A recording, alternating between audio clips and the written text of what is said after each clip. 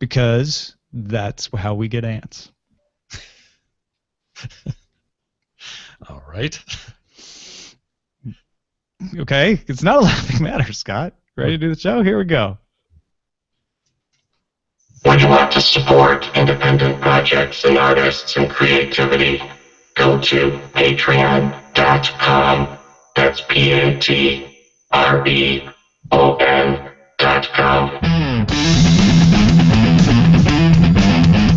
This is the Daily Tech News, and it's for Wednesday, July 22nd, 2015. I'm Tom Merritt. Joining me today, Mr. Scott Johnson, Nerdtacular Man. Yes. Himself. My new name. Next week, we have literally like 9 days or something ridiculous, and we're all going to be together hanging out, and it's going to be great. I'm telling you right now, it's going to be great. Forget how nervous I am or how much work I got to do between now and then. It's going to be great. It's going to be amazing. Ladies and gentlemen, also joining us, Justin Robert Young, who is a co-chieftain of the Diamond Clubs, but also one of the people that will make Nerdtacular great. Indeed. Happy to be aboard yet again and to be tagging up with my old pal, Scotty J, who, if you're not watching on the video, man, you need to go to YouTube and see this man's hair. It is like Mighty Ducks 1 Gordon Bombay gorge right now. Well, now I don't know how I feel. Now that you've given me that moniker, I'm not sure how I feel about that. Emilio Estevez had beautiful hair. Did he? Oh, gosh. Yeah, and you put Emilio Estevez's hair to shame right now. Oh. Puts it in the flying V. Takes it to town. Well, let's get into some headlines. We're going to talk a bit about Google's new search maps timeline thingy a little later on, but let's introduce you to the concept of that as our first story in the headlines, as voted by people on our subreddit. TechCrunch reports Google has launched a feature called Your Timeline that lets users see where they've been on any given day, month, or year using Google Maps. Users of Google Photos will see photos from that place and time as well.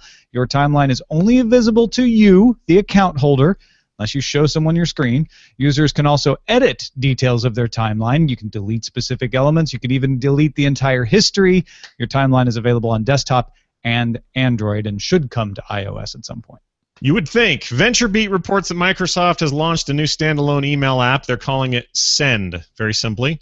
Available for iPhone users in the U.S. and Canada, the app eliminates subject lines and is geared towards short email conversations. Might be a little bit like a text, for example. Let's say I want to tell you, Tom, I'm running 10 minutes late, or okay, I got it. Full versions of Outlook will contain all messages, but only messages sent in Send will be seen in Send. I really felt weird saying all of that. Third base! Yeah, it is a little bit Abbott and Costello. So you will see messages the first time you log in, right? Will you?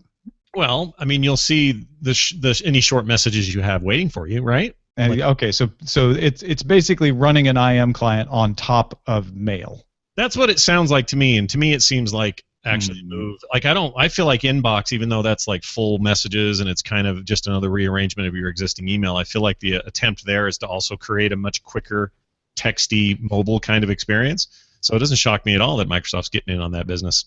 It's actually kind of fascinating that we're seeing kind of industry-wide a lot of different forking for email into what is mobile email, not only on the phone but also on your wrist, as we've seen with some of the wearables. Yeah, absolutely. And this is another one of the Microsoft attempts to come up with a productivity tool that is cross-platform, that will work for lots of different people. Really interesting to me that this is for iOS first. Coming to Android later is not something that's unusual, but Microsoft saying iOS first, then Android and Windows Phone is starting to become a repeated thing. Yeah. It's almost as if they look at where these kind of apps are taking off and then putting the effort into putting them into people's hands. Almost like that. Apple is preventing iOS 9 beta users from submitting app reviews with the latest build released on Tuesday, according to Apple Insider. Beta users will see a message that reads, "This feature isn't available. You can't write reviews while using a pre-release version of iOS." The blocking is likely a result of a large number of beta users thanks to Apple's public beta program. a larger number of beta users than normally has these builds. So isn't this the first time they've run the public beta for iOS? This is it, right? First time, or am I thinking of OS 10 first time?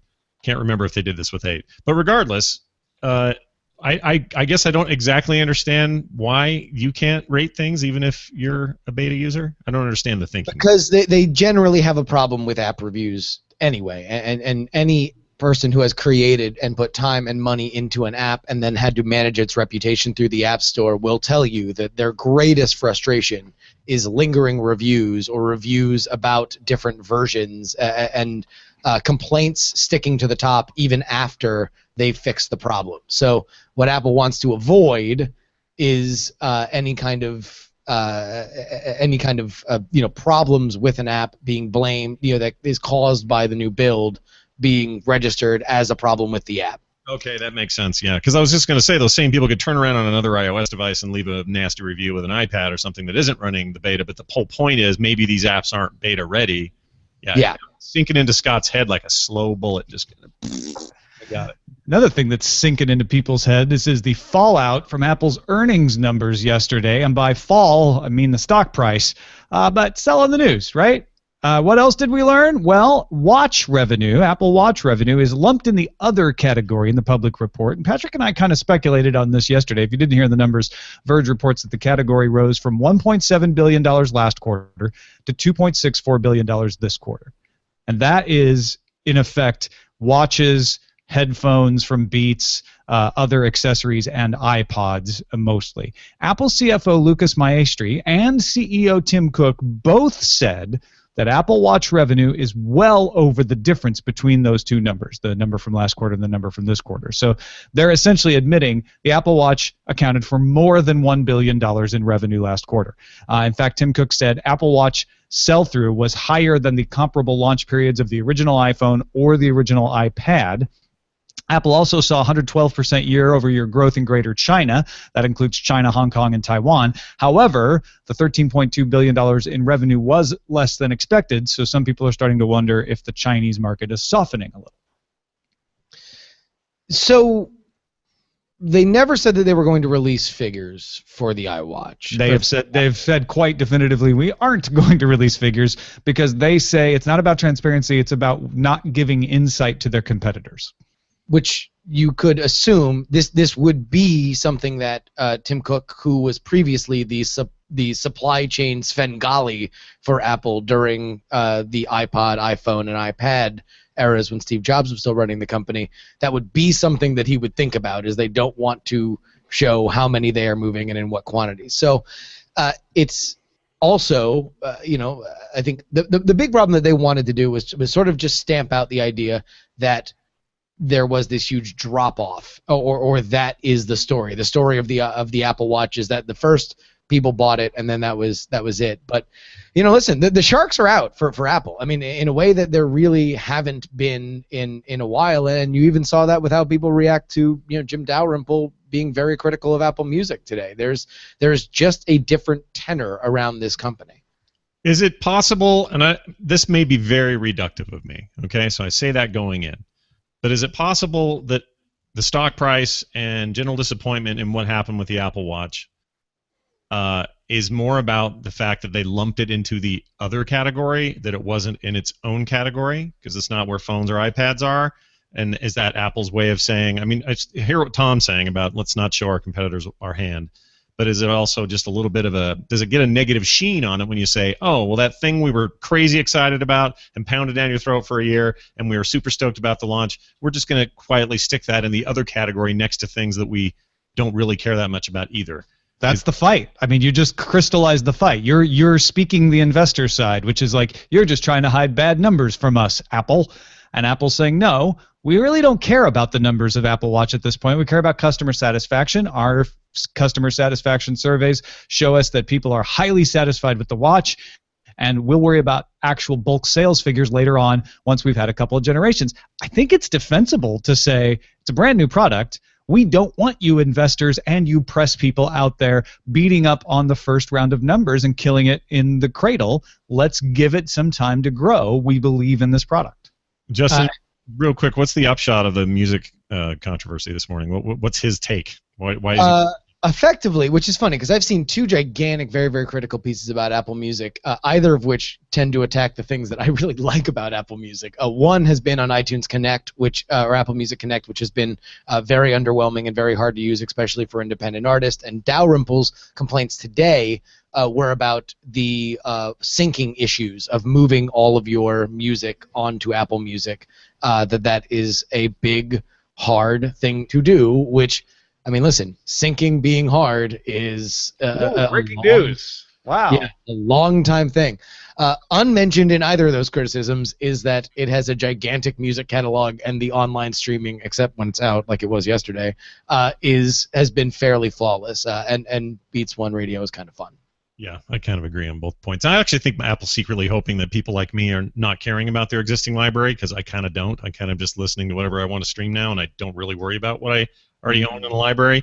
I don't know if that's something they want everyone to do, and I hope they're not doing it by making a crappy experience for that transition, but we'll see. That makes sense. That's why I don't like Apple Music, because I'm really into my existing library. Yeah, see, and I think there is a definite problem there, because there are a lot of people like you who need that. The Verge reports Sony's mobile division is teaming up with Japanese robotics company ZMP to found a drone-based surveying and inspection company called AeroSense. I like this. ZMP brings the automated driving and robotics to the party, while Sony pitches in telecommunications expertise and boatloads of image sensors. Image sensors is one of the most profitable lines for Sony, as it turns out. Lots of cameras, lots of phones, and stuff like that.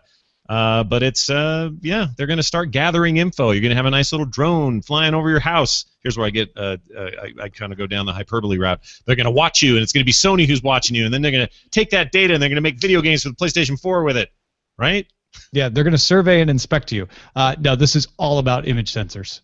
Yeah. This is entirely about Sony going, you know where we make a lot of money? Image sensors. We sell them to Samsung. We sell them to Apple. You know where we could make more money? Selling more image sensors.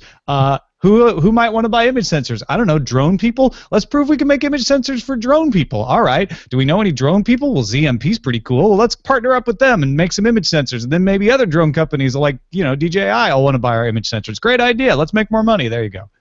Come on down to Crazy Sony's Image Sensor Emporium. We got image sensors for everything. Phones, tablets, drones. We can't get enough of these image sensors. Yeah. And also spying on Scott. Don't forget that. Huawei reported a 39% increase in global smartphone sales during the first half of 2015 and a 30% increase in overall revenue.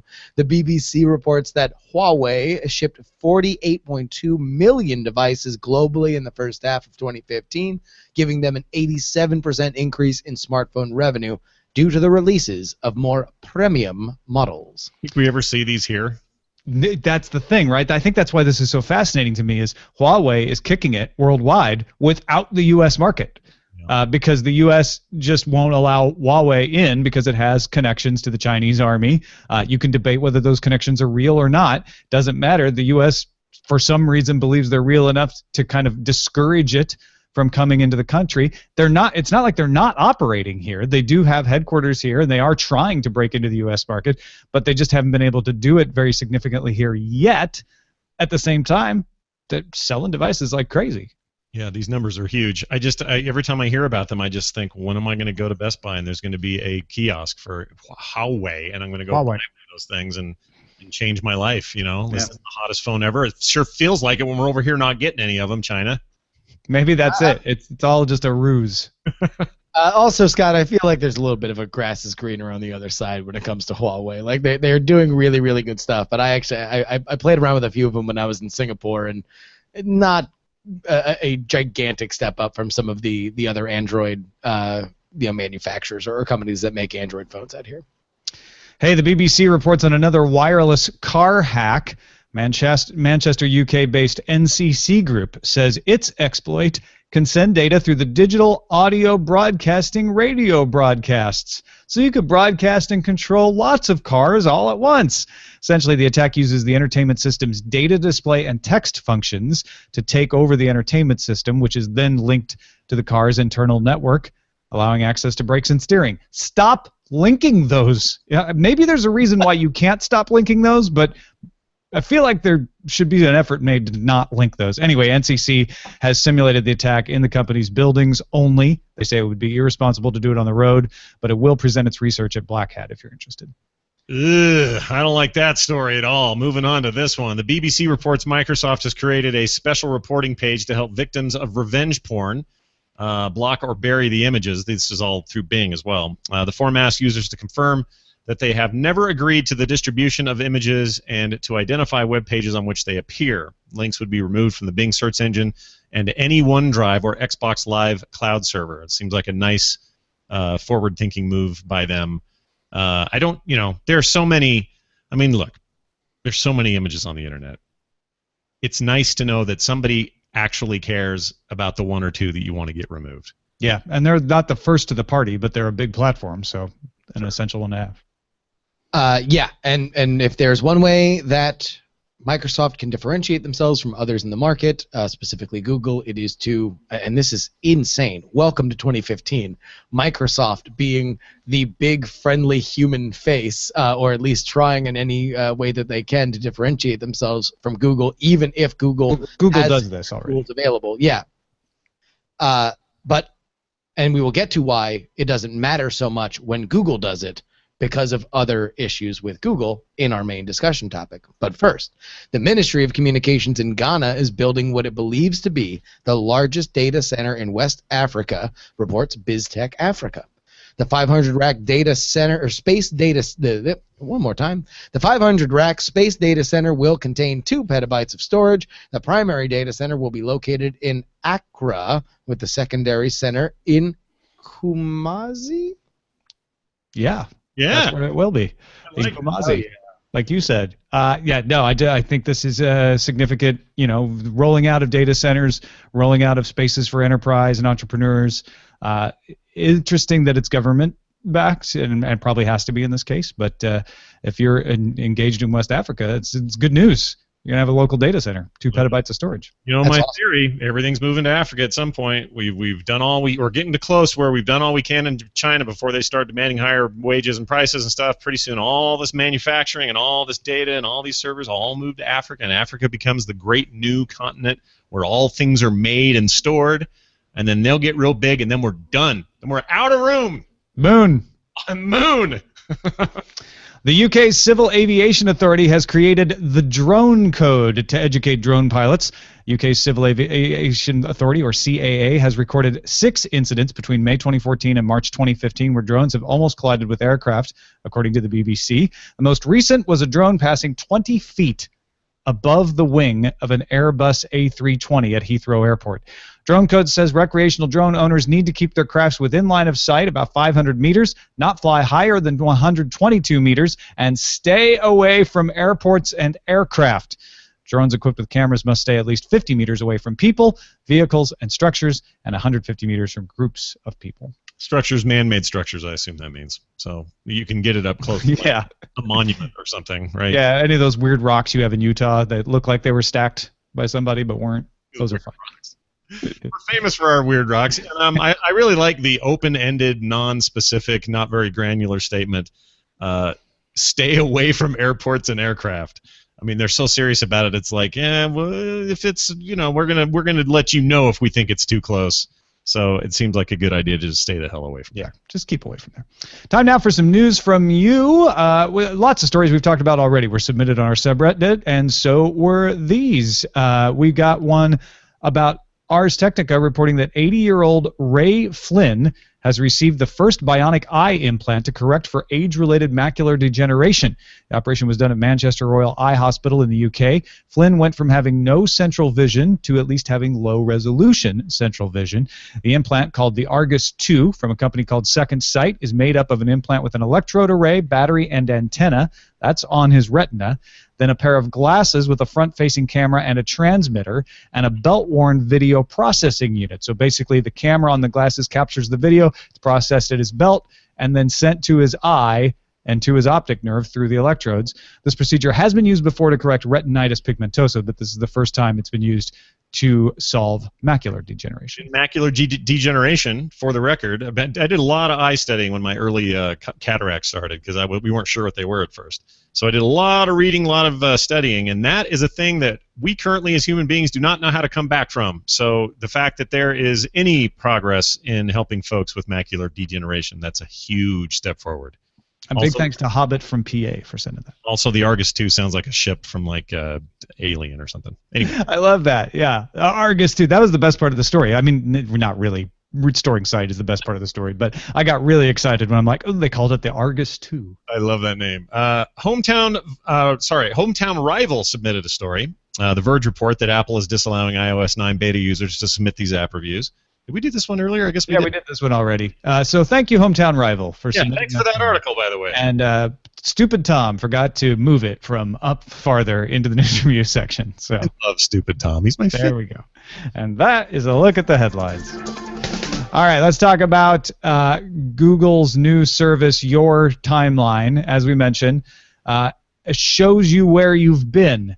Now, really what this is basically taking the transparent data that Google has allowed you to access your data for a long time, and you could access this data, but it's presented on Google Maps for you and with a calendar view. So instead of just a list of like, here's all the location data we have on you, good luck with that. You can delete it if you want. Now you can actually go in and see it in context. See like, oh, well, that shows an address that I really don't think people should know about. I'm going to delete that. Or I don't really want Google to know I went on that trip to that country. I'm going to delete that. Or you can, if you're using it for helpful things, you can rename a place. Say, oh, that's my jogging route. Anytime I run that, I want it to note that it's my jogging route.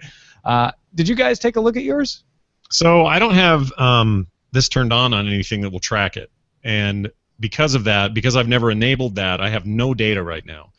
But as I'm finding myself with a lot of internet things lately, something will be said, and I don't have the knee-jerk reaction. I anticipate the knee-jerk reaction from everybody else, and of course there were a lot of freakouts today talking about privacy and they're tracking you and this is Big Brother writ large and all this stuff.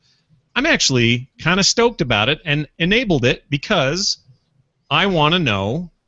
I mean, I already know they have the data. We already kind of knew that. All they've done is created almost a weird transparency and said, look, that data we've been collecting because, we've told you that we have it.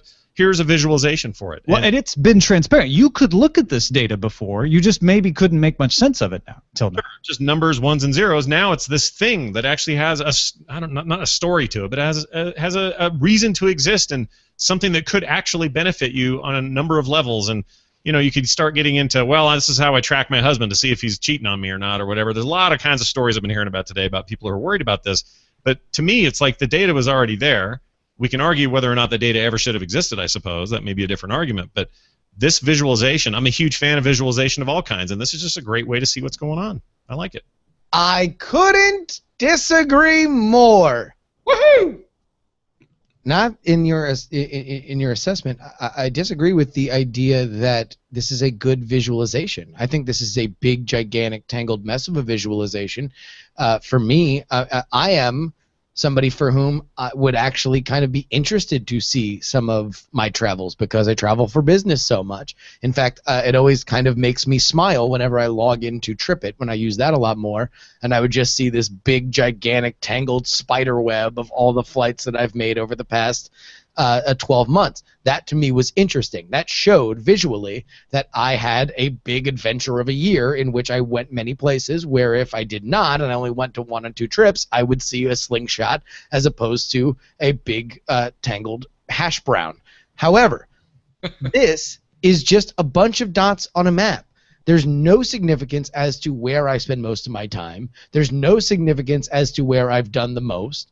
There are more dots, but it really just to me seems like a big tangled mess of data that is more comprehensible than just giving us a big Excel spreadsheet with longitude and latitude points, but I don't really think by much. And if anything, it reinforces the most negative elements of Google, that they collect all your data. They don't really have a sense of how to give it back to you in any kind of meaningful way. And who knows what else they're doing with it when they're not giving this very engineer's dream of a user interface that is really kind of not much worth to people. Well, the terms of service supposedly tell you what they're doing with it when you're not looking at it. I'm kind of in between you guys. I think if you live in the Google universe and you're comfortable with them having the data, that this is a really interesting way. I mean, you can go by time, you can go by location, you can drill in and see things, and maybe because you've traveled so much, Justin, it becomes less useful. For me, I was impressed when I first logged in, and I'm like, oh look, it's got Seattle. I was up there shooting something. It's got Salt Lake City. You go Nerdtacular. It's got Atlanta, Dragon Con. It's got Austin, South by Southwest. Oh look, it's got St. Louis when I visited my family. It's got San Francisco. It's got LA. Like, oh, it's really got most of the places that I go frequently. Then I drilled into it, and it's useless because I don't have Google location services turned off on enough things for it to have any more detail than just that surface amount. So for instance, the only reason that it has Seattle is because it clocked that I had logged in to something at the Seattle airport, but it doesn't have anywhere I went in Seattle. And in fact, the hotel I stayed at when I'm up there is an unconfirmed location, which I'm guess it's reading out of my email, right? It's like, oh, we see this hotel was mentioned. Did you stay there? You need to confirm that. So the 10 places you've most visited, I only have 4. Number 1 is home, and it actually does have my proper home. Number 2 is work, which it has as Twit, which hasn't been my work for a year and a half now. Number 3 is LAX. Okay, I do go there a lot. And number 4 is Dana Brunetti's house, which I went to one time. I don't know why that one at one time is in my top 10 most visited places, because everything else is an unconfirmed location, apparently. I think I'm approaching it from maybe this perspective. It's pounded into me because of video games and modding, the modding community. And I know that you're thinking to yourself, Scott, what's the connection here? But the Google Maps API has been this great sort of open API that people can get into and make crazy things with. Flight simulators to things like, crazy ways of watching DDoS attacks, and they're using that core system to create a bunch of visualization with those maps. I guess I just am thinking with this, the possibility is there for maybe not Google, but for some smart whippersnapper in Silicon Valley or somewhere to say, oh, I'm going to go mod up the API and I'm going to build this and make this better, so people can start spreading that around. Google doesn't really want to get in the business of making really fancy, Except this is not public, and you don't want it to be public, so you can't make an API out of it. Well, you can make an API out of what it is without the actual map data. So the map data itself may be tied to just you, but you could build structure and inputs and outputs and stuff around that is irrespective of your data. It won't care. But this is the problem. They do not want to get back into the Google Buzz controversy of flipping one too many notches on the privacy dial, and now all of a sudden, because they are this gigantic company, they get the reputation of, you gave, for whatever reason, the API reported something that I didn't want reported, and I didn't realize that I didn't turn off this, that, and the other. And this is a huge, hard problem. I don't blame Google in saying that this is easy, or they should be getting it right. I don't know if anyone's gotten it right. In fact, this to me is the great web, and not even just web, but software and hardware challenge of our modern age. We have so many great ways to get so much amazing rich data, and yet the great wall that nobody has cleared is making that understandable to the modern, to the regular person. Yeah, I travel a lot. Why do I care? Beyond just a scrapbook of memories, why do I need that? I'm sure there's a reason. I'm sure one day it'll be synthesized into something that I really get a lot of value at. Even the Apple Watch, Fitbit, everything. I think Allison Sheridan was on this show a few days ago talking about, we collect all this data, and yet, for sleep stuff, it doesn't tell me, hey, maybe I should drink coffee before 11 o'clock. Maybe I should have 2 glasses of wine instead of 3. And there's a lot that needs to go on before we understand that. But that's the challenge. And this is yet another, skid mark on that wall because it has not cleared it. I rub my chin wondering if there was only a company we could name who did that with internet data, that might be working on a way to do this with all the other stuff and solve your great challenge of this day and age. Maybe Google one is all I'm saying. Maybe they're the guys. Look, I think you guys are. You've got interesting thoughts about what could be done with this data, but I and my wife works for Google, but that doesn't have anything to do with what I'm going to say next. Although you don't have to believe it because of that. I think all Google's doing here is trying to show you what they know about you in a much more understandable way. I think a lot of people are looking at this and getting freaked out because they see like, oh crap, you have my route to home and work on here. I don't want you to have that. Other people are looking at it like you are, Scott, and saying, hey, there could be some interesting things you could do with this, and Google likes that too. But I feel like the point of this is like, here's a much more useful way to see what the data we have on you means. And it may not be as useful as it should be, Justin. You're right about that. But front and center on the bottom right is your location history is on. Here's a button to pause location history. If you just want to turn off your location history, you can do it right there at the very beginning of it. And you can go in and you can delete particular trips. You're like, I don't want Google to know that I went to Bora Bora. You know, I don't need that. You gives you a whole lot more control over your data because you can actually see a little better what it means. Yeah, it's almost, you could almost look at this as not, this isn't really a product launch for Google. This isn't even a service launch for Google. This is a representation of a side effect of Google. Yeah, and you can get to it through your account preferences looking at privacy. So I think that's why I feel like it's meant to be that. I kind of wish it would have been, positioned as that then.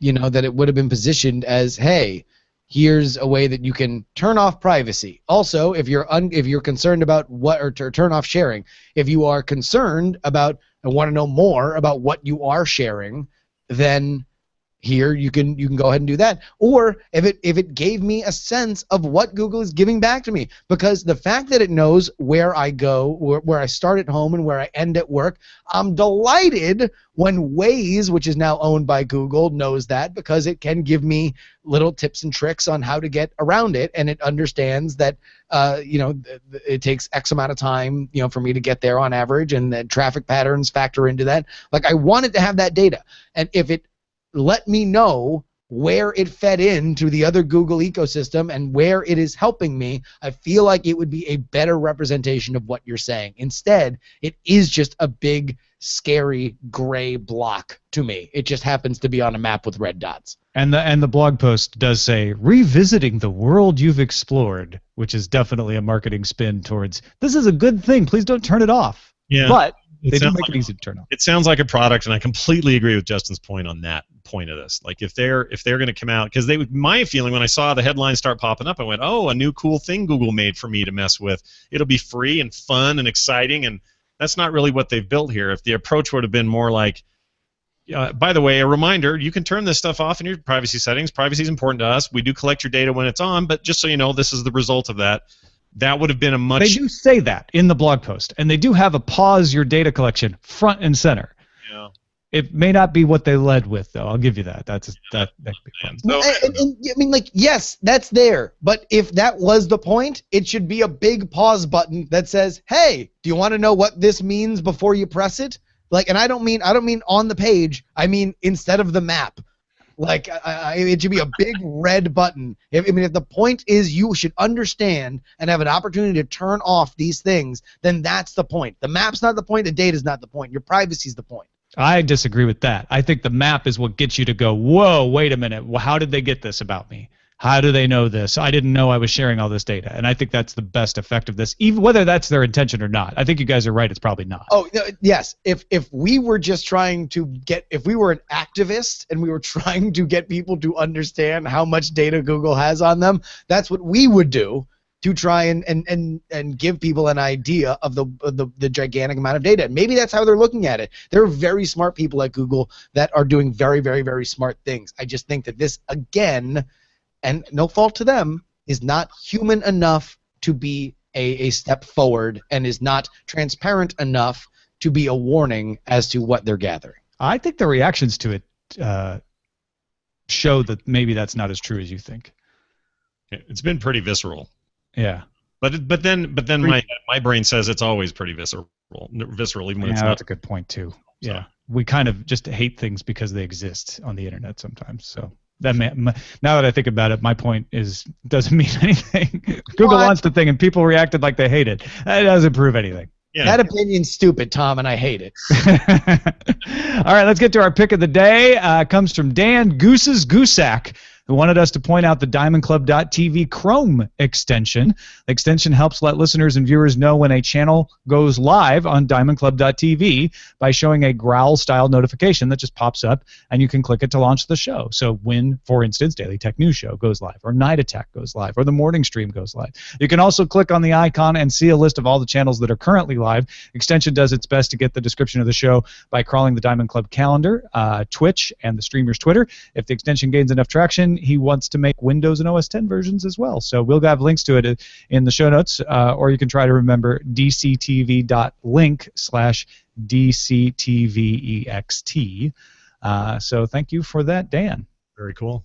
Honk, honk, honk's a goose. Send your picks to feedback@dailytechnewsshow.com, and you can find my picks at dailytechnewsshow.com/picks.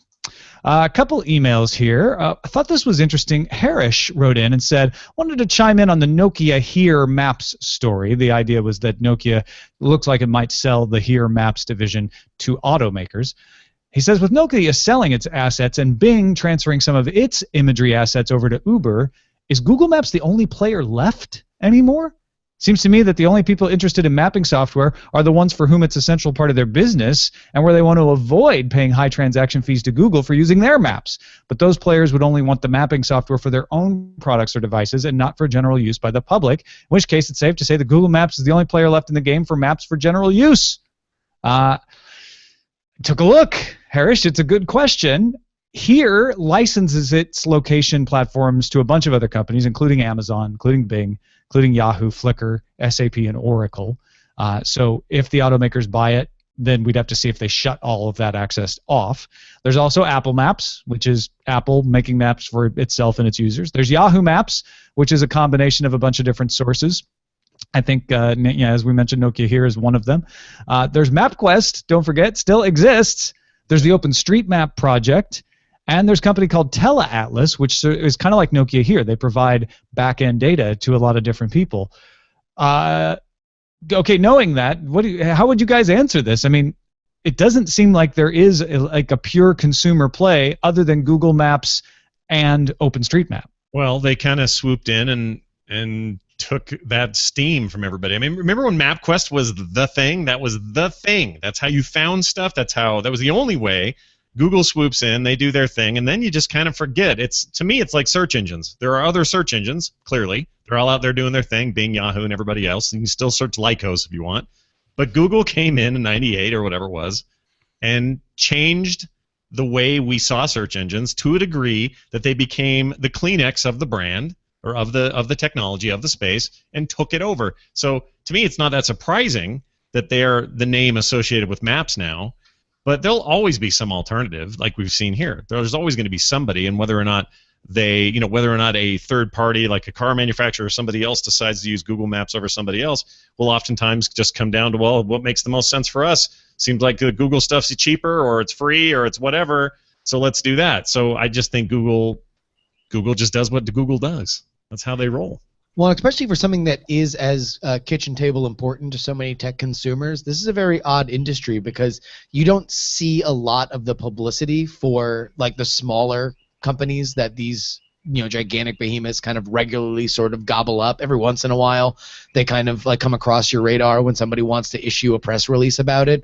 But by and large, these companies are always getting better, and one or two of them going down and being absorbed by the other ones tend to just create better products. So I think it's kind of a, it's not going to be a major thing, if the automakers shut off the access for Yahoo, Bing, Amazon, SAP, and Oracle, or if they start selling more of it to Apple and MapQuest or whatever, I think that's the thing, right? It's hard to answer this question because the front ends that we use are not pure. Google Maps doesn't use only their own data. They pull data from a lot of different sources. Now, they've cut off a lot of those sources of Google Maps. Apple Maps doesn't use only one sort of data.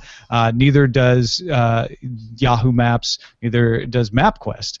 So there's providers of data like Nokia HERE, TeleAtlas. Then there's hybrids like Google Maps, where they collect some of their own data, they license out some of their data to other people, and then they use some of it only for themselves.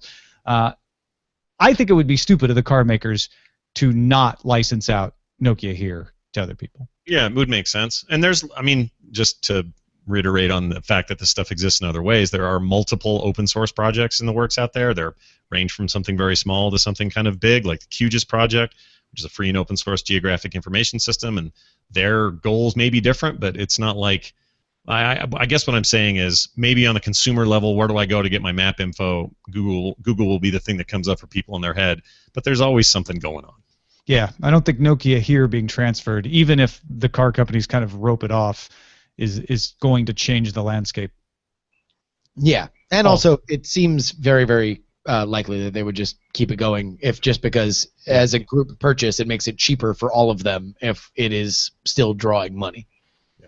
Now, Juice, who says they in slightly warmer than last week Melbourne, says, I thought it was insanely irresponsible on the part of both the Wired journalist Andy Greenberg and the hackers to do the car hack demonstration on a public highway. Anyone with any sort of common sense would do this test on a private road or racetrack, but not a highway. The sheer stupidity of this is mind-boggling. Quite frankly, if they endanger themselves through their childish decisions and behavior, that's their problem, but endangering others because of your sheer stupidity is another kettle of fish. I went to Twitter because I'd seen a lot of people say this in reaction. There's even a video of Greenberg driving the car and showing what happens. He doesn't come close to an accident. There is a semi coming up behind him, but the semi sees that he's slowing down. But a lot of people say it doesn't matter. That could have endangered someone. Someone might have not been able to tell that he was slowing down. I don't know that he ever went below the legal minimum for the interstate, but nobody seems to be defending this. I haven't even seen Wired react to it, although I may have missed it. Do you guys agree with Juice, or do you know, I think I could make an argument for why this wasn't an issue, but I kind of think it was irresponsible as well. I think it's entirely irresponsible. I don't know why they couldn't do it in some other way. I maybe am not as, upset about it because, I don't know, maybe I'm less upset about things that went okay and now we have some interesting data, but going into it, I don't know why they didn't do that in the first place. Maybe it was to just demonstrate more clearly how dangerous this is by doing it in a live situation. Yeah, to show it's like this is for real. Like this is what could happen to you. And that's where I would defend it. Is that if this is done on a racetrack, if this is done on a private road, it's a tech news story. And I don't know how much it's really broken outside of our sphere, but if this is the kind of stuff. I mean, we saw what happened. Was it 12 years ago with the Firestone tires on the SUVs and how that became a big gigantic national story because they caused rollovers? This is more important than that, and if the point is this is insanely dangerous and we don't want to see this end in a fatality because it gets out and some irresponsible hacker wants to do something that he or she doesn't really understand and really hurt somebody, then the way to like you said, Tom, make a big clarion call to stop connecting some of these systems only happens when a big ugly truth confronts us. What's the difference? What's the difference between that ugly truth and reckless endangerment, though? I'm waiting for a Wired explanation because the defense that I could see is that they would say, nothing was going to happen that couldn't happen anyway to a car under normal operating conditions. Sometimes engines die and people have to coast to the side of the road, and that is what they were doing. The other thing is, you see this in the video, but I don't know if it was made perfectly clear in the article, unless you read it all the way through. The fix to the transmission being killed was to restart the car. As soon as you restart the car, you gain control of the transmission again. And you hear in the video the two security researchers saying, "Restart the car. We told you not to panic." And if that's the case, I could see them rationalizing it, saying we will always really be in control of the car. Sure, the transmission will be cut, but that's no different than some kind of normal thing where you just have to slow down. That is not reckless endangerment, slowing down on a highway. As long as we restart the car and gain control and maintain a legal speed, then we're not breaking any laws. And I could see that being their defense. Yeah, it would be interesting to hear them actually do that. And I don't know what the likelihood of it is. I guess it depends on the heat that comes from this, but I don't know. I'm torn because Justin's right. This is a better, it's over with. Now here's the data demonstration. This is a more powerful one because of and yes, is it reckless? Is it stupid? Sure, probably. You can make a really compelling argument. But is this a problem that is just sitting there waiting to be a bigger, uglier, possibly deadly problem in the future? Yeah, and demonstrating it on an open highway and not a controlled setting like a racetrack or a private road, I think is a more powerful demonstration that this doesn't need perfect conditions. All right, that is it for this episode of the Daily Tech News Show. Thank you, Justin, Robert, Young, Satchamania running wild right there on your shirt. Woo! Let me tell you something, brother. I'm so annoyed because I can't make the Windows 10 episode tomorrow with Mr. Paul Thurrott, who I am very excited to see his reaction to the Satchamania T-shirt. But yeah, go ahead and check me out, Justin R. Young on Twitter, and rumor is, possibly within a week, we're launching the Big Fat Contender Kickstarter, a brand new card game that you are going to want to have in your life. More on that at Contender Game on the Twitter. Scott Johnson has got Nerdtacular on his brain. That's it. That's all. It's just going over and over and over again because it's going to go perfectly. I can't wait. Of course it will. Some people say that it goes perfectly because I worry about it right up to the last minute. But one way or the other, we're going to have a blast. And I want to let people know, if you've already got tickets, you're coming. If you are there, then you already know what I'm about to tell you. But for those who can't come or would just like to hear some of these panels, Tom Sword and Laser panel, Jeff Kanata and Anthony Carboni's We Have Concerns panel, one of my panels, whatever you want to see, we are streaming it all. We'll have cameras in all 4 major locations, and they will be streaming both video and audio of everything. So if you're interested in any of that, go to nerdtacular.com, and all the details are there. Is that folks, my one-man show? Oh yeah, yours is getting, well. You can decide. You could kibosh the stream. No. I've been getting angry missives that it better be streamed. So yes, then I'm answering my angry missives. Yes, it's streamed. I asked Scott. All right, you should be good then. Not worried. Hey, folks, if you listen to Alpha Geek Radio and you like that, consider supporting their Indiegogo. That would allow Todd Whitehead to upgrade AGR's streaming media servers. He's created some very cool rewards. Check that out, tinyurl.com/alphageekupgrade. Please do that. And thank you to our bosses, 5,068 strong, getting us towards the video goal, getting us towards, well, I would like to do more of those supercast type things. So there's talk about that. DailyTechNewsShow.com/support to find out all the ways to support the show. Our email address is feedback@DailyTechNewsShow.com. You can call us, 512-59-DAILY. Listen to the show live Monday through Friday, 4:30 p.m. Eastern on AlphaGeekRadio.com, and visit our website, DailyTechNewsShow.com. Talking Windows 10 tomorrow with Veronica Belmont and Paul Thurrott.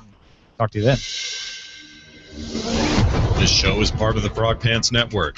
Get more at frogpants.com. Diamond Club hopes you have enjoyed this program. Done. Good show. What do you call it? Huawei's on their way up. Huawei. And of course, I did it. Huawei.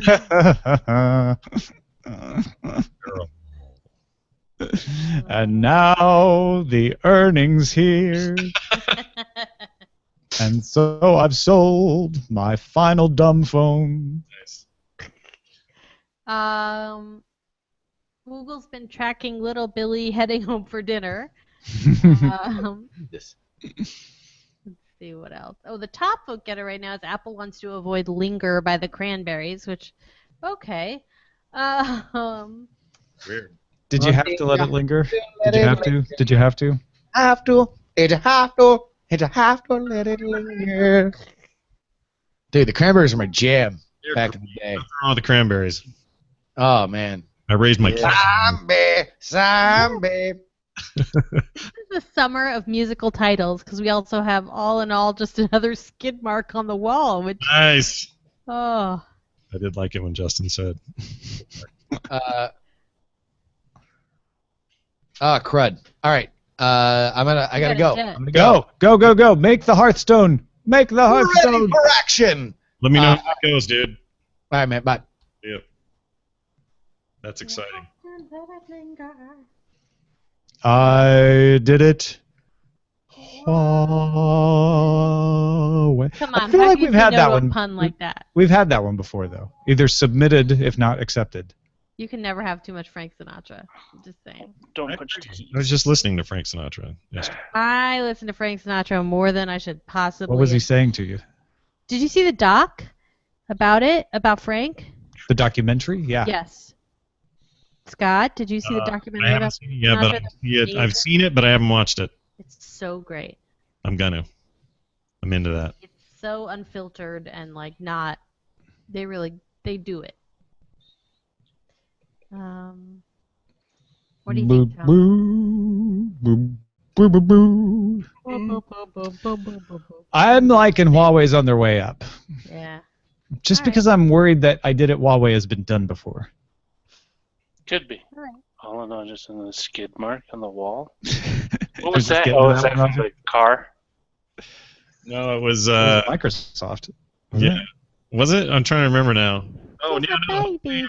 He's saying that on the wall of progress towards having usable Oh, no, it was information data, that Google only made a skid mark with this new thing.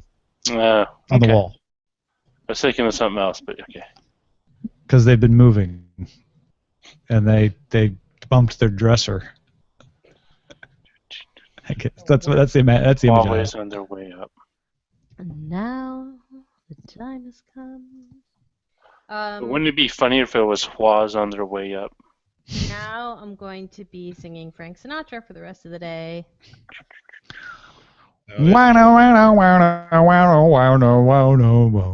There are worse fates. I've got the world on a string.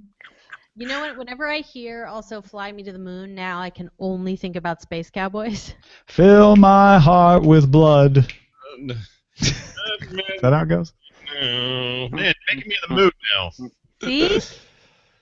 Yeah, I love me some croonery business, period, but Yeah. you got me when I listen to it. Frank.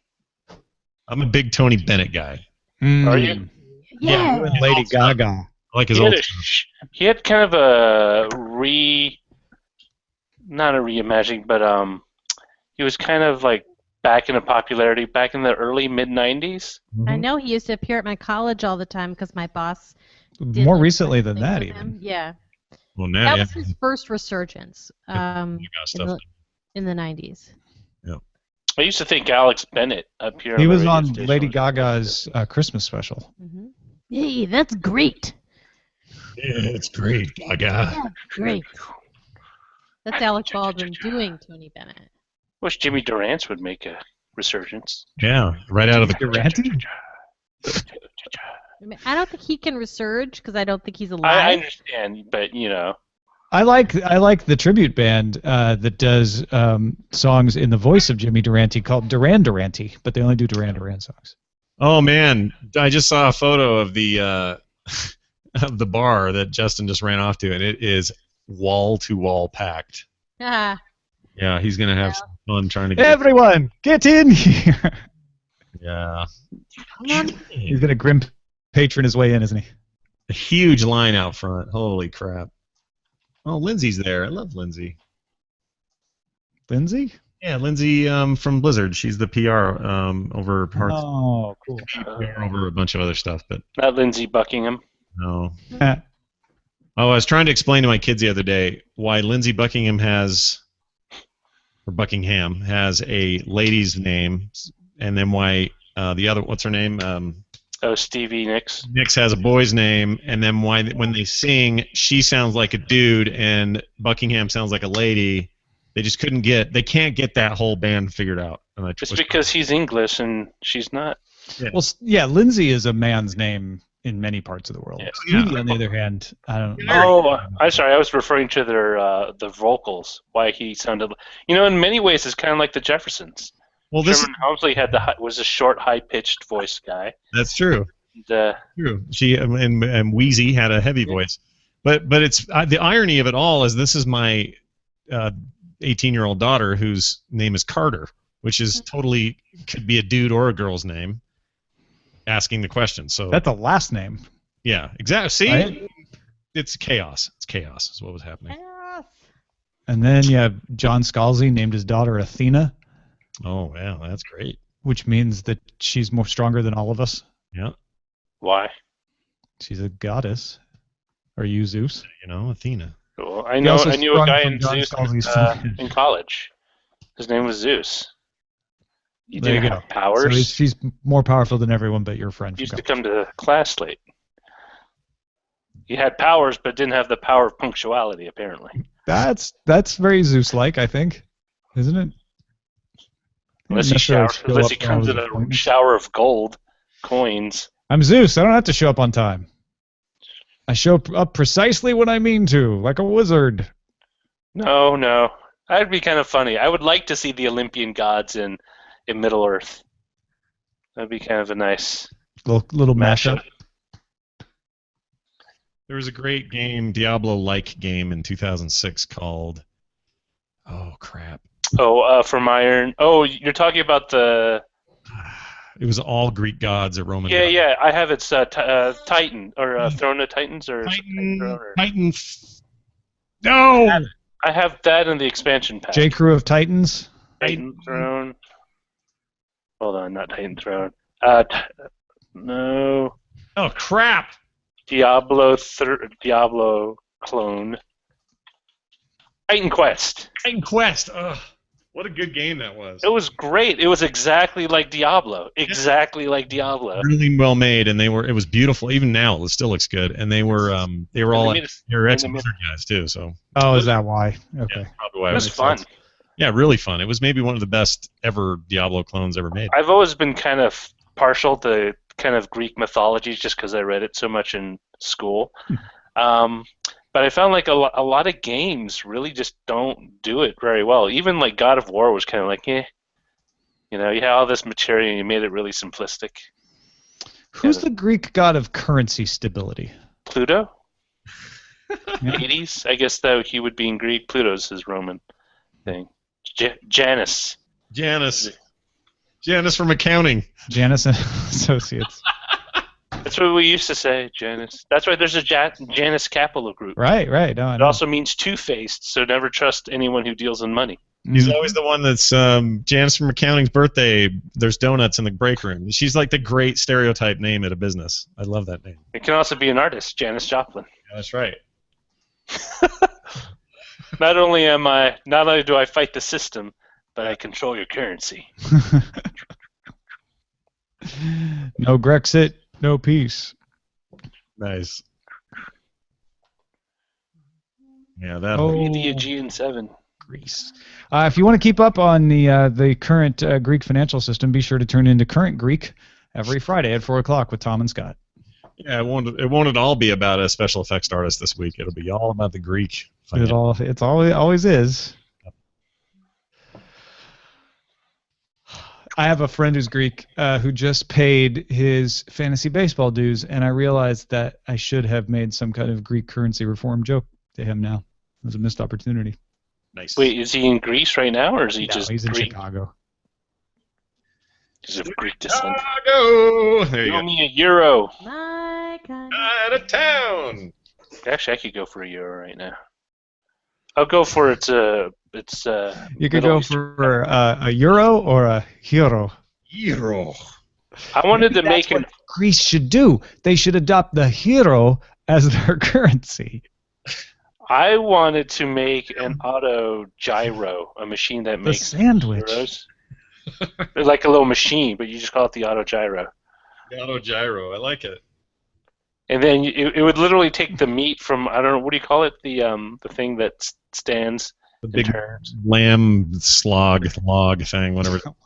They use it in doner kebabs. Like basically everyone in the Mediterranean shared recipes. Yeah. Doner kebab's good. But it would be that, and there would be an arm would just cut down, and then the little machine would catch it, roll it up, and then squirt in the appropriate condiments.